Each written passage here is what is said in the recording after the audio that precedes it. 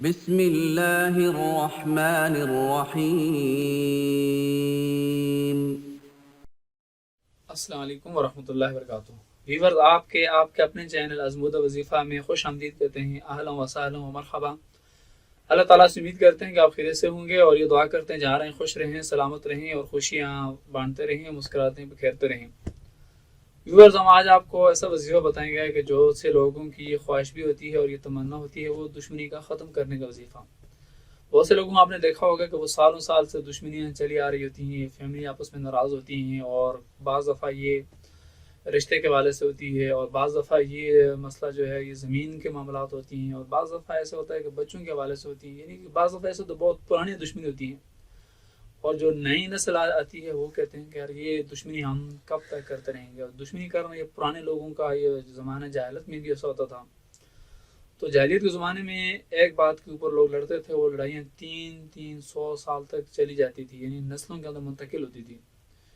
تو موجودہ جو زمانہ ہے اس کے اندر تو باہر لوگوں میں شعور ہے، لیکن پھر بھی بعض دفعہ ایسا ہوتا ہے کہ بچے بڑے سمجھدار ہوتے ہیں، وہ یہ چاہتے ہیں کہ ہم اس خاندان سے، اپنے چاچا سے، ماما سے، اور اسی طرح ہم پپا سے، ان سے لڑنا نہیں چاہتے، اور وہ دشمنی ختم کرنا چاہتے ہیں۔ تو اسی طرح آپ بھی تنگ ہیں، دشمنوں سے تنگ ہیں، دشمنی ختم کرنا چاہتے ہیں، اور یقیناً یہ بھی یاد رکھنا کہ بہترین انسان وہ ہوتا ہے کہ جو دشمنی کو ختم کرتا ہے، دشمنی کو آگے لے کے نہیں جاتا، وہ سیانا بھی ہوتا ہے۔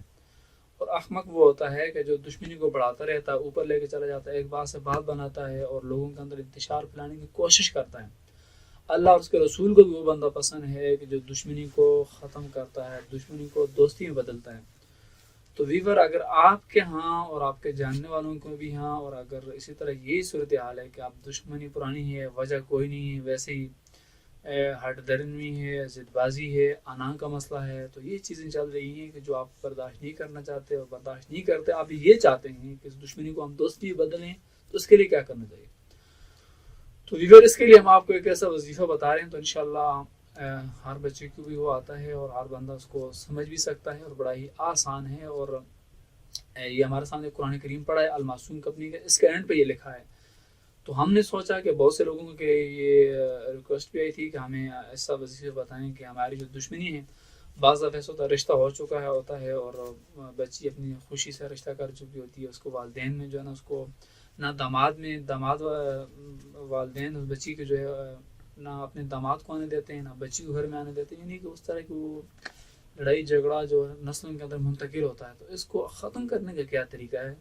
تو اس کو ختم کیسے کیا جا سکتا ہے؟ اگر آپ یہی چاہتے ہیں اس کو ختم کیا جائے، تو انشاءاللہ جو وظیفہ ہم آپ کو بتا رہے ہیں، تو اس میں اس کو آپ ایسا کریں گے تو انشاءاللہ وہ ختم ہو جائے گا۔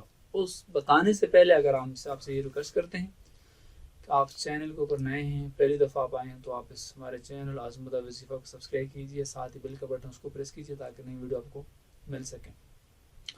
تو یہ میرے سامنے قرآن کریم کی آخری پڑھا ہوا ہے، یعنی قرآن کریم ہے، اور اس کا اینڈ پہ جو پیج ہے اس کے اوپر یہ لکھا ہوا ہے کہ دشمنی ختم کرنے کا وظیفہ۔ فرمایا لکھا گیا کہ اگر پانی پر 786 مرتبہ بسم اللہ الرحمن الرحیم پڑھ کر مخالف یعنی دشمن کو پلا دیں، تو انشاءاللہ عز و جل وہ مخالفت چھوڑ دے گا اور محبت کرنے لگے گا، اور اگر موافقت یعنی دوست کو پلا دیں تو دوست جو ہے وہ اور زیادہ محبت کرنے لگ جائے گا۔ تو بسم اللہ الرحمن الرحیم کی بڑی پاور ہے، اور بسم اللہ الرحمن الرحیم یہ سلیمان یعنی بہت پہلے سے بسم اللہ الرحمن الرحیم یہ نازل ہوئی تھی۔ آپ اسی چیز سے اندازہ لگا لیں کہ آدم علیہ السلام کے جو دو بیٹے آپس میں لڑ رہے تھے، یعنی کہ ایک بڑے بیٹے نے دوسرے کو قتل کیا تھا، تو جس نے قتل کیا تھا بیٹے کو، تو آدم علیہ السلام نے کہا کہ اللہ کہ یہ جو جس بیٹے نے قتل کیا ہے نا، اس کو حکم دے زمین کو کہ اس کو نگل لے۔ تو اللہ نے زمین کو حکم دیا کہ اس آدم کے بیٹے جو نافرمان ہے اس کو نگل لیا جائے، تو اس بیٹے نے بسم اللہ الرحمن الرحیم کا واسطہ زمین کو دیا کہ مجھے نہ نگل۔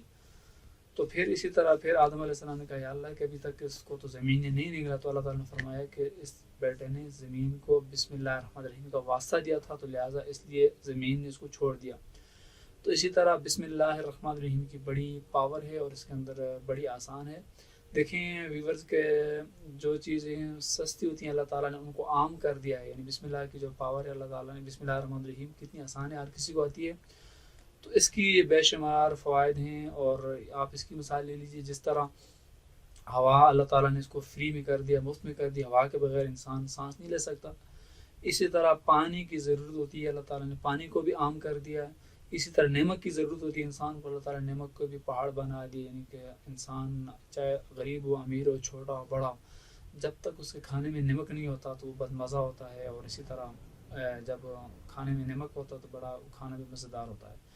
تو یہ مثالیں اس لیے دے رہے ہیں تاکہ جو ہے نا آپ کو سمجھ آئے کہ بسم اللہ الرحمن الرحیم کی کتنی پاور ہے.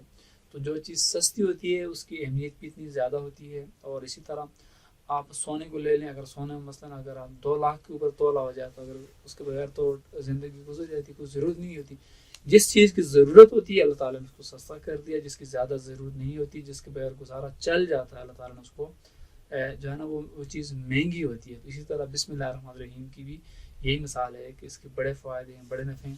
تو اللہ تعالیٰ کی بارگاہ میں یہ دعا کرتے ہیں اللہ تعالیٰ ہمیں سمجھنے کی توفیق عطا فرمائے، اور بسم اللہ الرحمن الرحیم کے فیوز و برکات سے اللہ تعالیٰ ہمیں مال فرمائے. اللہ تعالیٰ ہم سب کا حامی و ناصر ہو. اللہ حافظ.